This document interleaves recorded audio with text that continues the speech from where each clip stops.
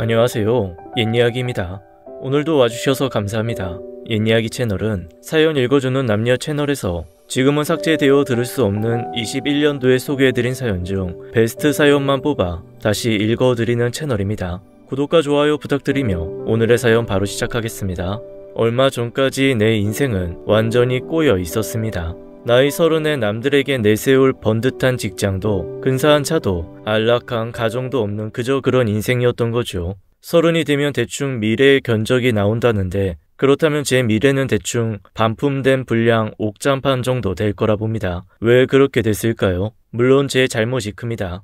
남들보다 열심히 공부하지 않았고 남들보다 열심히 일을 하지도 않았고 남들보다 열심히 놀지도 않았습니다. 그냥 대충 하루를 수습하며 살아온 인생 그 자체입니다. 서울 변두리 작은 원룸, 그나마 앞이 주차장으로 뻥 뚫려 빛이 잘 든다는 것이 유일한 자랑인 그 집은 당연히 서민들이 사는 월세방입니다. 월 수입이라고 해봐야 월세랑 각종 공과금 등을 빼면 저축 한 푼 제대로 하기 어려운 수준이고요. 그나마 입에 풀칠을 하게 월급이라도 주는 분은 힘들 때 절 걷어준 형님입니다. 저는 그 형님 밑에서 사채 빚을 받으러 다닙니다. 사람들은 사채업자라고 하면 이렇게 생각합니다. 아따, 시방 이따위로 할겨. 이 돈을 껐으면 갚아야지. 누구 늑봐서 돈 꺼주는 줄 아쇼? 자꾸 이런 식이면 콩팥이라도 땡든가. 이렇게 전라도 사투리로 돈을 껐으면 갚으이소마. 연리 40% 특별 할인 금리로 모셨으면 알아서 잘해야지. 와 이라는데 자꾸 그러면 아빠한테 연락할까?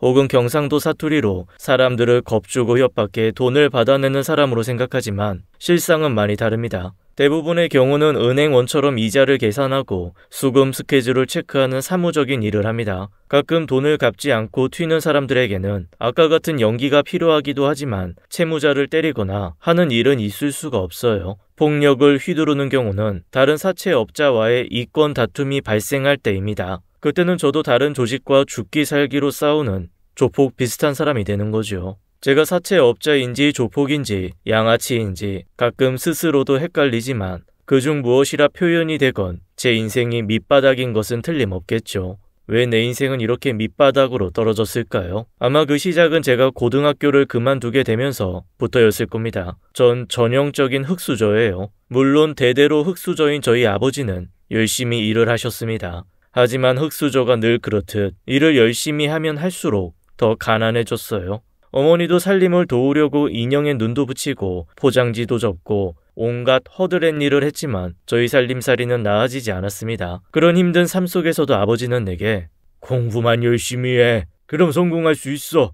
라고 하셨습니다. 문제는 공부도 돈이 있어야 잘할 수 있다는 겁니다. 나라에서는 돈 없는 아이들도 공부할 수 있도록 교육방송이라는 것도 만들고 그것만 잘 봐도 좋은 대학에 갈 수 있다고 했지만 막상 저희 집에는 텔레비전도 없었어요. 그런 형편의 그 흔한 학습지도 사서 볼 수 없었고요. 이런 상황에서 공부를 잘하려면 수업 시간에 집중하는 것이 유일한 방법이었죠. 초등학교 때는 그것만으로도 어느 정도 수업을 따라갈 수 있었죠. 하지만 중학교 때부터는 쉽지 않아요.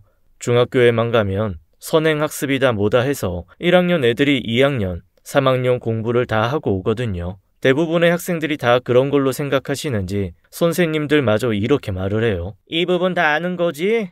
그냥 넘어갈게. 난 모르거든요. 들어본 적도 없거든요. 이런 말을 하면 친구들이 눈치를 줘요. 그렇게 점점 흙수저의 성적은 더 떨어져 가요. 그런 게 어딨냐? 제대로 노력 안 하고 하는 소리 아니냐? 하실 분들 많다는 거 알아요. 제 머리가 좋았다면 노력으로 극복할 수도 있었겠지만 솔직히 제 머리는 아버지를 닮았어요. 그 얘기는 저는 머리마저도 철저하게 흙수저였다는 겁니다. 그렇게 고등학생이 되었죠. 어려운 형편의 기술이나 배울 수 있는 실업계 고교를 가고 싶었지만 아버지가 반대하셨어요. 넌 꼭 대학 가라. 대학만 가면 넌 성공할 수 있어. 대학 간다고 다 성공할 수 없어요, 아버지. 가보기나 해봤어? 일단 가라. 대학교. 나랑 네 엄마는 근처에도 못 가본 대학교. 너라도 가야 된다. 아버지의 고집은 꺾이지 않았고 엄마도 아버지랑 뜻이 같으신지 집에 쌓인 포장 박스와 인형들이 2배로 늘어나 있더군요. 그래 가자 대야. 어른들 소원이신데. 그렇게 결국 난 부모님의 뜻대로 인문계 고등학교에 들어갔습니다. 그리고 다른 친구들로부터 한참 떨어진 제 공부를 보충하기 위해 정말 열심히 공부했어요. 하지만 이미 떨어진 진도를 따라잡는 건 진짜 더 어려웠죠. 그래서 방법을 냈어요. 쉬는 시간과 점심시간에 친구들의 참고서를 빌려서 보는 거죠. 참고서의 중요한 부분은 제가 노트에 따로 베껴 쓰기도 하고요. 그 덕분인지 확실히 성적이 바닥권을 탈출했어요. 그렇게 노력하는 내 모습을 선생님도 기특해 하셨죠. 그래, 그렇게라도 하는 거야. 어렵다고 좌절만 하고 있는 것보다 이게 나은 거야. 뭐라도 하면 되잖아. 선생님은 그렇게 생각했지만 어려운 와중에도 노력하는 내 모습이 영 꼴 보기 싫었던 애들도 있었습니다. 그려, 애가 진짜 어쩜 저렇게 구질구질하니? 바로 그녀였습니다. 그녀는 우리 학교 일진이었습니다. 사람들이 일진이라고 하면 생각하는 선입관이 있죠. 인상은 매섭고 세상에 불만이 많고 학교 생활과는 담쌓은 불량 청소년. 하지만 실제 일진들은 꼭 그렇지는 않습니다. 특히 여학생의 경우 겉보기에는 용모도 단정하고 학교 생활도 문제없어 보이는 아이들이 일진이 되는 경우가 많은데 선배들이 외모되고 집안되는 후배를 찍어서 일진으로 키우기 때문입니다. 곱상하고 착한 인상의 여자 아이돌들이 일진 출신의 심한 학폭을 했었다는 폭로들이 이어지는 것도 바로 이런 이유입니다. 그녀가 바로 그런 경우입니다. 성숙한 몸매에 거기에 절묘하게 부합하는 아름다운 이목구비를 가진 그녀가 입학을 하자 선배들은 당연하다는 듯이 그 아이에게 일진을 제안했고 그 아이는 꺼리낌 없이 그 제안을 받아들였습니다. 그리고 일진의 생활을 즐겼죠. 힘없고 약한 아이들에게 셔틀을 돌게 하고 왕따를 시키면서 말이죠. 그러다가 가끔 폭력 사고가 터져도 그녀는 눈 하나 깜빡하지 않았습니다. 나 이번에 부모님 모셔와야겠다. 애가 많이 다쳤어. 저희 부모님 바쁘잖아요. 아빤 사업하셔야 되고 엄만 외국에 계시고 그냥 우리 고문 변호사 부를게요. 그녀는 그 외모에 일진을 하면서 거기다 지방까지 좋은 아이였습니다. 그런데 그녀가 날 찍은 것 같습니다. 그저 친구들에게 학습지를 빌려보는 것뿐인데 그녀의 서늘한 시선이 내 뒤통수에 날아와 꽂힙니다. 잘못하다가는 학교 생활에 지장이 있을 수도 있기에 철저히 그녀의 눈빛을 피하며 지냈습니다. 그러던 어느 날 그녀가 갑자기 나에게 말을 겁니다. 그것도 친절한 미소를 지으면서 말이죠. 야, 뭘 그렇게 놀라? 그녀의 웃음이 무슨 의미인지 불안합니다. 그럼 그녀가 의외의 말을 꺼냅니다. 너 성적 좀 올랐다며? 참고서 동량해서. 동량이라는 말이 마음에 거슬렸지만 그런 티를 쟤한테 내봐야 아무 소용없습니다. 뭐야? 할 줄 아는 말이 어밖에 없냐? 계속되는 나의 어에 그녀가 헛웃음을 터뜨립니다. 헤이, 됐고. 내가 너 동량 안 하게 해줄 수 있을 것 같아. 내가 참고서가 좀 남아서. 왜? 뭘 왜야? 받을래 안 받을래? 얼떨결에 난 그녀에게 참고서를 받겠다고 했습니다. 그러자 그녀가 박스 하나를 내밀더군요. 자, 받아. 그녀가 내민 참고서 박스에는 과목별 참고서가 가지런히 들어있었습니다. 고마워. 라는 말까지 하면서요. 진짜 고마웠습니다. 일진이라도 다 나쁜 것만은 아니라는 생각까지 들 정도였죠. 전 그녀가 준 참고서를 가지고 학교에 남아 공부를 했습니다. 단칸방인 집에서보다 교실에서 공부하는 것이 훨씬 편했으니까요. 그런데 갑자기 선생님이 저만 있는 빈 교실로 찾아왔습니다. 너 그 참고서 어디서 났어? 네? 선생님 말인즉슨 옆방에서 가방 도난 사고가 발생했는데 그 안에 지금 내가 보고 있는 참고서와 같은 참고서가 들어있었다는 겁니다. 난 선생님에게 이 참고서들은 그녀가 줬다고 했죠. 그러자 선생님이 그녀에게 전화를 했습니다. 아니요, 내가 준 적 없는데요. 스피커폰에서 흘러나오는 그녀의 이해할 수 없는 대답입니다. 뭐야, 너한테 준 적이 없다는데? 예? 정말 이해할 수가 없었습니다. 왜 그녀는 나한테 책을 준 적이 없다고 했을까요? 참고서 줘봐. 선생님은 내가 보고 있던 참고서들을 뒤졌고 그중 한 참고서 뒤에 가방을 잃어버렸다는 아이의 이름이 적혀 있었습니다. 너 이거 네가 훔친 거 맞잖아. 돈은 어떻게 했어? 네? 참고서가 문제가 아니었습니다. 참고서 안에는 게임기를 사려고 들고 온 돈 30만 원이 들어있었다는 겁니다. 꼼짝없이 난 친구의 가방과 돈을 훔친 절도범이 되고 말았죠. 저 정말 몰라요. 책은 진짜 걔가 준 거라니까요. 그럼 걔가 훔쳤다는 거야? 그 부잣집 딸이 뭐가 아쉬워서 돈을 훔쳐? 아니라고 몇 번이나 항의했지만 통하지 않았습니다. 부잣집 딸인 그녀가 그동안 여러 가지 사고를 쳤다고는 하지만 돈을 훔친 이유가 있겠냐며 선생님은 날 범인으로 단정했습니다. 이대로라면 징계를 받을 게 뻔했습니다. 도대체 왜 거짓말을 했는지 그녀에게 알아봐야 했죠. 수소문 끝에 같은 반 아이들로부터 그 아이가 동네 먹자 골목에 있는 노래방에 있다는 말을 듣고는 다짜고짜 노래방으로 쳐들어갔습니다. 노래방 VIP 룸에 그녀와 학교 일진들이 있었어요. 다른 학교에서 한 가닥 한다는 아이들이었죠. 특히 그녀의 남자친구라고 소문난 3학년 짱은 슬쩍 쳐다만 봐도 오줌을 지릴 만한 포스를 내뿜는 압도적인 녀석이었습니다. 평소에 나라면 그들이 모인 곳에는 감히 발길도 내밀지 못했겠지만 억울함에 이미 돌대로 돈 난 과감히 VIP 방문을 열어 제끼고 안으로 들어갔습니다. 왜 이렇게까지 한 거야? 그냥 네가 재수 없었으니까 없으면 없는 대로 대충 쭈그리고 살면 되지. 어떻게든 기어오르겠다고 친구들한테 참고서 동냥하는 게 영 꼴 보기 싫었거든? 그렇다고 날 도둑으로 만들 일은 없잖아. 어쨌든 책이 생겼잖아. 그럼 된 거 아니야? 안 그래? 그것 때문에 나 지금 학교 잘리게 생겼어. 빨리 선생님한테 솔직히 말하고 돈 돌려줘. 돈 얘기가 나오고서야 그녀의 눈빛에 당황함이 어렸습니다. 그녀의 눈빛을 보아 나를 매기려고 이 모든 걸 그녀가 꾸민 게 분명해집니다. 그런 그녀를 끌고 나와 선생님께 가려고 했습니다. 따라와! 바로 그때 제 눈앞이 번쩍했습니다. 3학년 짱이 저에게 원펀치를 날린 겁니다. 어디 감히 그 더러운 손을 대? 충격이 얼마나 센지 숨도 쉴 수 없었습니다. 이게 죽을라고?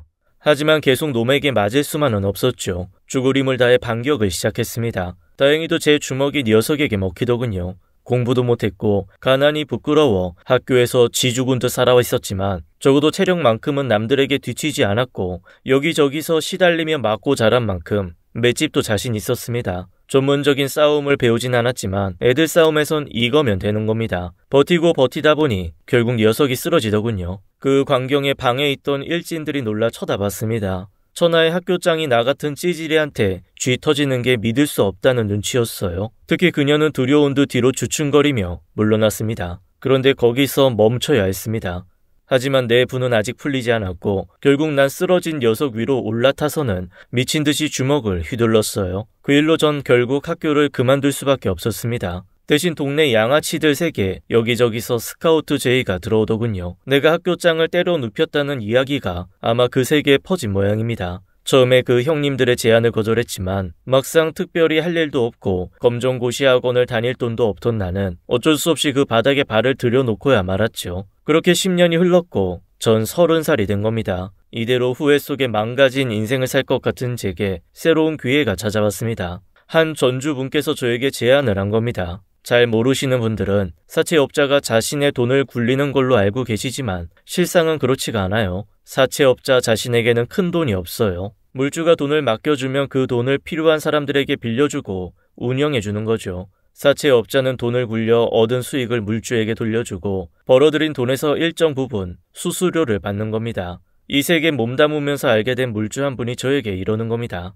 자네, 내가 밀어줄 테니 독립 안 할 텐가?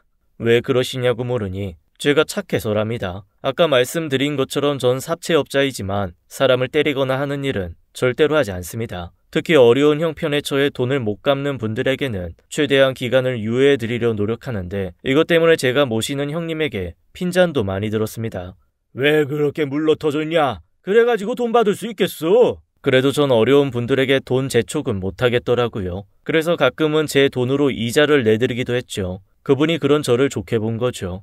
난 독한 사람보다 착한 사람이 좋더라. 조금 덜 벌어도 믿을 만한 사람한테 내 돈을 맡기고 싶어. 그분의 투자를 받아 전 나라에서 정한 법을 지키고 돈을 구하기 힘든 서민들에게 힘이 되는 진짜 서민금융회사를 차릴 수 있게 되었습니다. 물론 그런 회사로는 과거 사채업자가 벌어들이던 수익의 반의 반도 기대할 수 없습니다. 하지만 마음 많은 그 어느 때보다 가벼워졌습니다. 그렇게 작지만 보람찬 30의 새로운 시작으로 설레던 즈음 한 고객이 찾아왔습니다. 힘들게 자영업을 운영하느라 돈이 필요하다고 온 그분이 어쩐지 낯이 익더군요.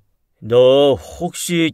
알고 보니 그 고객은 저의 초등학교 동창이었습니다. 전 제 친구에게 가장 낮은 이자로 돈을 빌려줬고 그 친구도 이 어려운 시국에 구세주를 만난 듯 기뻐하며 고마움의 표시로 식사라도 사겠다고 하더군요. 됐어, 돈 아껴. 그래서 빨리 갚아. 이 밥은 내가 살 테니까.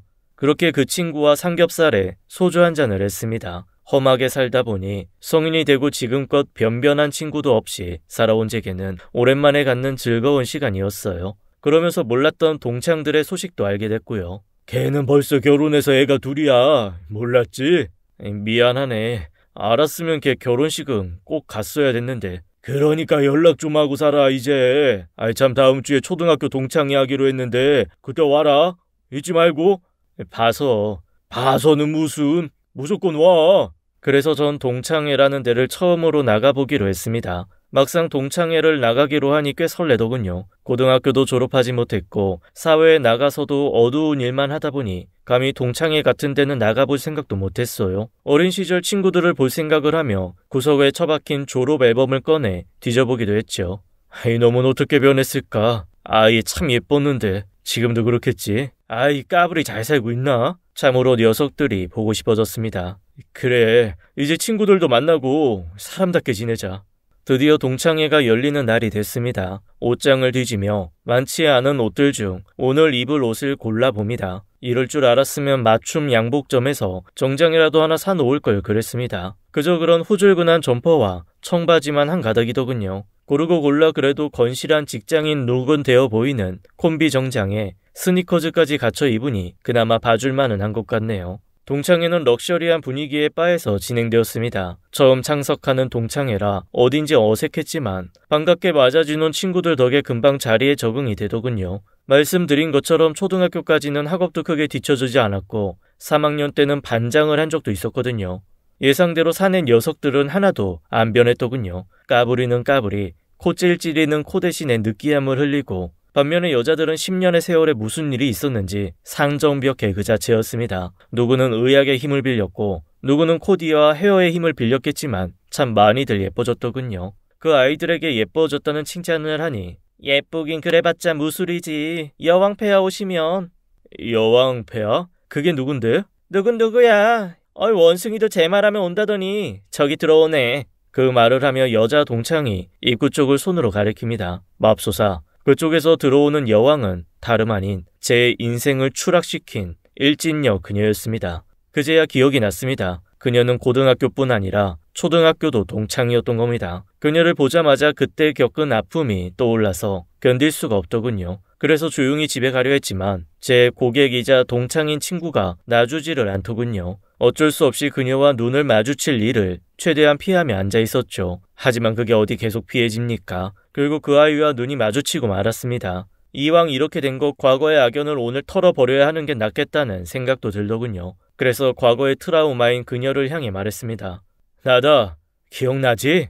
그런데 그녀가 내가 누군지 기억을 못하는 거였습니다. 나는 자기 때문에 인생이 막장으로 떨어졌었는데 정작 가해자인 그녀는 아무런 기억도 못한다니요. 너무 어이없고 화가 났습니다. 하지만 그걸 다른 친구들 앞에서 표현하기는 싫었습니다. 참고 또 참으며 그저 술잔만 홀짝였습니다. 그러다 보니 어느새 권하하더군요. 그 사이 그녀는 좌중을 휘어잡더군요. 남자애들은 여왕벌을 차지하려는 숫벌이 되어 주변을 맴돌았고 여자애들은 스스로의 말대로 그녀의 무수리가 되었습니다. 일진의 미녀에 공부까지 잘하는 그녀는 세월이 흘러도 여전했던 겁니다. 재수없게도 그녀는 나랑 동종업계에 종사하고 있더군요. 물론 2금융과 3금융으로 레벨 차이는 있지만요. 무슨 증권회사를 다닌다는데 동창들은 그녀에게 주식 정보라도 얻을 수 있을까 끈질기게 물어보더군요.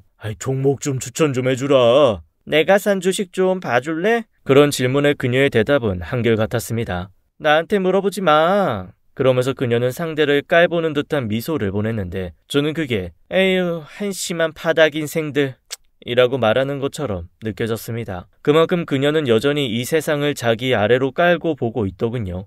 동창회가 파할 즈음에 그녀가 카드를 꺼내들었어요. 오늘은 내가 살게. 그녀의 말에 동창들이 환호를 하더군요. 그 꼴을 보고 싶지 않았습니다. 아니 그녀한테 맥주 한 잔이라도 얻어먹고 싶지 않았습니다. 아니야, 내가 살게. 그녀를 밀어내며 내 카드를 내밀었습니다. 그러자 그녀가 다시 나를 맞고 카드를 내밀었습니다. 됐다고, 내가 낸다고. 아니, 내가 내. 우리 둘의 실랑이에 카운터에 서있던 종업원이 말하더군요.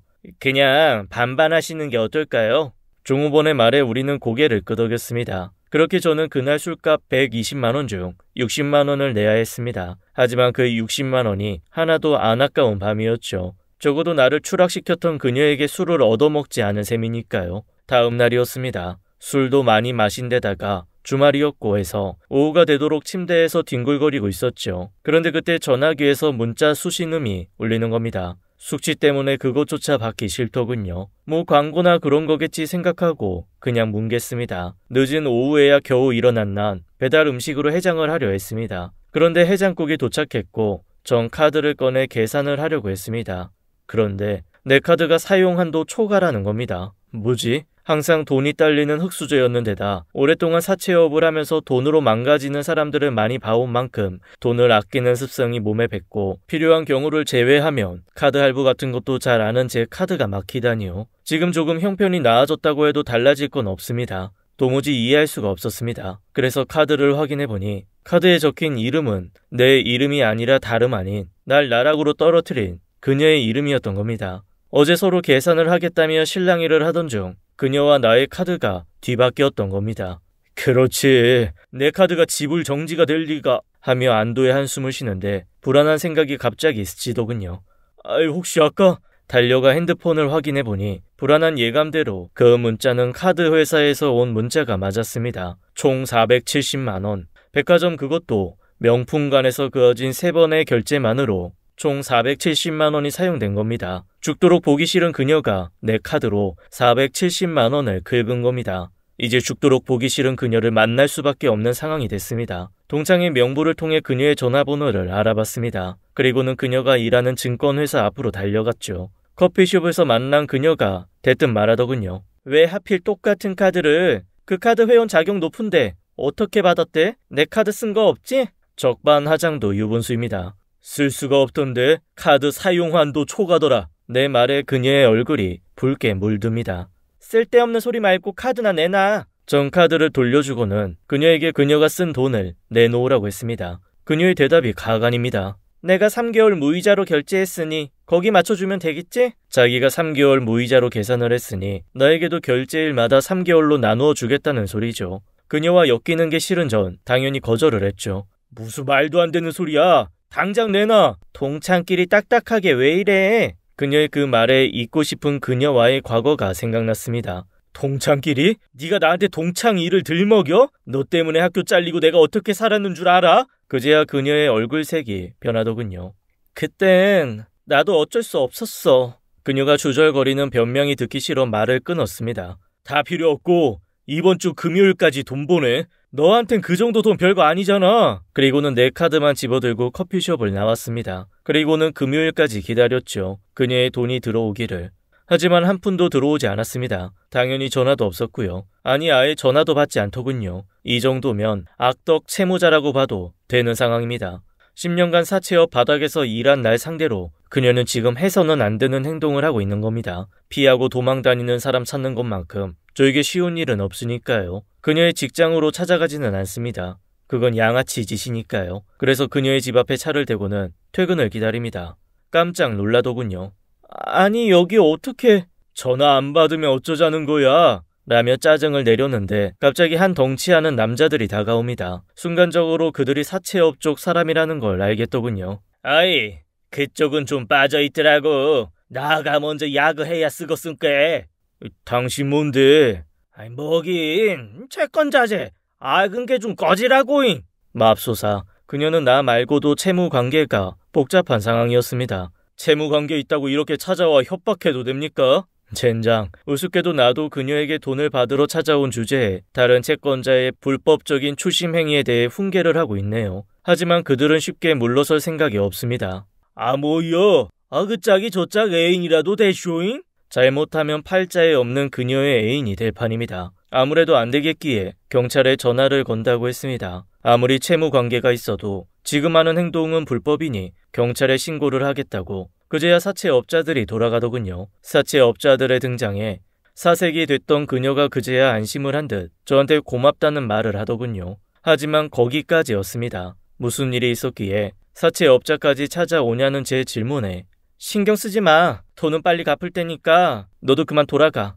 진이 다 빠진 그녀를 데리고 더 말하기는 힘들 것 같아 전 그냥 발길을 돌렸습니다. 도대체 아무 걱정 없이 금수저로 살던 그녀가, 지금도 여의도 증권회사에서 일을 하는 그녀가 왜 사채업자에게 빚을 지고 있는 걸까요? 아무래도 알아봐야 했습니다. 수소문 끝에 그녀를 협박하던 사채업자와 연락이 닿았습니다. 그녀가 진 빚이 아니더군요. 그녀의 아버지가 진 빚이었습니다. 사업이 어려워지고 회사를 어떻게든 지켜보려고 사채까지 손을 댔지만 결국 회사는 부도가 나게 됐고 그 충격에 그녀의 아버지가 돌아가셨던 겁니다. 아버지의 사망으로 빚을 받을 수 없게 된 사채업자들의 다음 행동은 뻔합니다. 가족을 협박하는 거죠. 사실 부모의 부채를 자식이 무조건 떠안을 필요는 없습니다. 부모의 상속을 포기하면 되거든요. 하지만 그걸 순순히 받아들이는 건 은행 같은 정상적인 금융기관에서죠. 사채업자들은 자신의 빚을 책임지라고 그녀의 엄마를 협박했고 겁에 질린 엄마가 차용 증서에 사인을 하고 만 겁니다. 그 다음은 그 빚을 현실적으로 갚을 수 있는 직장인인 딸을 압박하는 겁니다. 모든 사실을 듣고 보니 그녀가 조금 불쌍하다는 생각이 들더군요. 하지만 그거보다 급한 건 내 돈 470만 원을 받아내는 겁니다. 전 현실적인 사람이니까요. 그녀를 불러냈습니다. 전과 달리 이제 전화는 받더군요. 일단 내 카드로 산 물건들을 줘. 네가 돈을 주면 돌려줄 테니까. 그건 안 돼. 나 그거 필요해. 그거라도 가지고 있어야 네가 돈을 갚을 노력을 할 거 아니야. 그러니까. 그래서 그 물건들이 필요하다고. 그 물건들은 그녀가 선을 보기 위해 반드시 필요한 것들이라고 했습니다. 아버지가 돌아가시기 1년 전 아버지가 갑자기 자기를 결혼정보회사에 등록시켰답니다. 당연히 그녀는 싫다고 했지요. 하지만 그녀의 아버지는 막무가내였답니다. 무조건 올해 안으로 시집 가라. 아버진 우리 집이 망하기 전에 날 좋은 데로 시집 보내려고 하셨던 거야. 하지만 난 아버지가 돌아가시기 전까지 거기서 오는 연락을 하나도 받지 않았어. 왜냐하면 우리 집이 망해가는 걸 꿈에도 몰랐으니까. 그녀의 아버지는 집안이 망하기 전에 딸을 좋은 사람과 결혼시켜 그녀만이라도 다가올 불행에서 지키고자 싶었던 거였죠. 이제라도 아버지가 말한 대로 해드리려고 했어. 그런데 제대로 된 옷이 없는 거야. 이미 내 옷이랑 가방들은 사채업자들이 다 빼앗아갔어. 선짜리는 나가야겠고 급한 대로 옷을 사러 갔었어. 월세 내고 그러느라 카드 한도가 얼마 안 남은 줄 알았는데 카드가 긁히는 거야. 뭔가 이상했지만 옷이랑 그 가방이 필요했어. 그게 네 카드인 줄도 모르고 그렇게 쓴 거야. 그 말을 하며 그녀가 눈물을 글썽입니다. 진짜인지 확인하기 위해 그녀의 집을 보았습니다. 막상 안으로 들어가 보니 최고급 오피스텔임에도 불구하고 변변한 가전제품이나 가구도 없더군요. 붙박이장에 든 옷도 마찬가지였습니다. 사채업자들이 다 가져간 겁니다. 이제 됐니? 나 이렇게 살아. 그녀의 사연이 다 와닿지는 않았지만 일단 물건들을 압류하지는 않았습니다. 선 봐라. 고마워. 고마워할 거 없어. 돈 제대로 받으려면 널 도와주는 게 나을 것 같아서 그러는 거지. 한번 만난 부잣집 아들이 있었습니다. 그녀에게 이미 홀딱 반한 것 같더군요. 집안은 망했지만 미모는 그대로인 그녀입니다. 월급 대부분을 차압당하고 있지만 직장도 나쁘지 않고요. 충분히 그녀 말처럼 될 거라 봤습니다. 빚을 받는 방법 중 가장 좋은 건 협박이 아니라 채무자가 돈을 벌게 하는 거라는 게 제 모토입니다. 그녀에게 있어 결혼은 가장 중요한 돈벌이 수단이고요. 그 후 그녀가 데이트를 잘할 수 있게 옷을 공급했습니다. 비싼 명품들을 진짜 살 수는 없기에 선배들이 운영하는 명품 정당포로 데려가 옷을 골라줬습니다. 뭐를 입어도 잘 어울리는 그녀였지만 남자들의 취향을 궁금해하더군요. 옷을 입을 때마다 나에게 물어봤습니다. 나한테 예뻐 보이려고 그러는 거 아니잖아. 남자들 거기서 거기야. 네 눈에 예쁘면 그 사람도 예쁘겠지. 어때? 예쁘다. 정말 확 한 대 패주고 싶을 만큼. 집안이 망하고도 명품에 집착하는 그녀를 그냥 한 대 좁히고 싶었지만 그것들이 그녀에게 너무 잘 어울리는 것도 사실이었습니다. 점점 그녀의 옷을 골라주는 것이 즐거워지더군요. 그녀의 데이트만 지원해서는 안 됐습니다. 지금 같은 생활 방식으로는 부잣집에 시집을 간다 해도 그 집을 말아먹을 된장녀 그 자체였으니까요. 넌 도대체 금융 쪽에 일한다는 애가 저축이라는 걸 모르냐? 물론 월급을 차압받고 사니 힘들었겠지만 쓸데없이 좋은 집에 살며 월세로 돈을 날리는 건 아니라고 봤습니다. 그녀를 설득해 작은 전셋집으로 방을 옮기게 하고 월세로 들어가는 돈을 저축을 하게 했습니다. 누가 사채업자 아니랄까봐 독하다 독해. 사채업자 아니라 서민금융업자야. 하기 싫으면 돈 갚아. 투덜거리면서도 나에게 당장 돈을 갚고 싶지는 않았는지 제 말대로 하더군요. 한마디로 제가 그녀의 자산 관리자가 된 셈입니다. 어린 시절 날 나락으로 떨어뜨렸던 그녀에게 난 이상한 방법으로 복수를 하고 있는 셈이었죠. 그녀를 돈으로 통제하는 게 꽤 쾌감이 있었거든요. 최소한의 차비만 주고 식사는 구내 식당에서 해결, 커피는 고급 프랜차이즈 커피 불가, 저녁은 저희 사무실에 와서 해결하도록 했죠. 그렇게 몇 달이 흐르자 그녀에 대한 내 적개심도 부러져 갔습니다. 그러면서 참고서 사건에 숨겨진 진실도 알게 됐습니다. 사실 참고서를 훔친 건 내가 때렸던 3학년 학교장이었고 그가 그걸 나에게 주라고 했다더군요. 30만 원을 훔친 얘기는 쏙 빠뜨리고요. 절 함정에 빠뜨린 건 그녀가 아니라 바로 3학년 학교장이었던 겁니다. 사건 후 그 이야기를 바로 해주고 싶었지만 학교장의 눈치를 보느라 말을 못했다는 겁니다. 그 말에 10여 년간 쌓아온 그녀에 대한 응어리가 조금은 풀리더군요. 그리고 마침내 그녀가 그 부잣집 남자에게 청혼을 받았습니다. 결혼하재. 솔직히 말했어. 아버지 돌아가시고 집도 망했다고. 상관없대. 네, 좋은 결말입니다. 그녀는 힘든 현실을 벗어날 기회를 얻었고 저는 빚을 받을 수 있게 된 거죠. 그런데 어딘지 허망하네요. 그동안 당한 만큼 다른 방식으로 충분히 괴롭혔고 돈도 받아내는 해피엔딩인데 왜 이럴까요? 아마 그녀와 티격태격하며 제게 뭔가 알 수 없는 감정이 쌓인 것 같습니다. 하지만 그 감정을 그녀에게 보일 수는 없었죠. 그래, 축하해. 결혼 준비 잘하고 돈은 내 계좌로 입금해. 그렇게 말하고 조용히 일어서려는데 그녀가 저에게 다시 앉으라네요. 나 결혼 못한다고 했어. 미안하다고. 아이 뭐? 그게 무슨 말이야?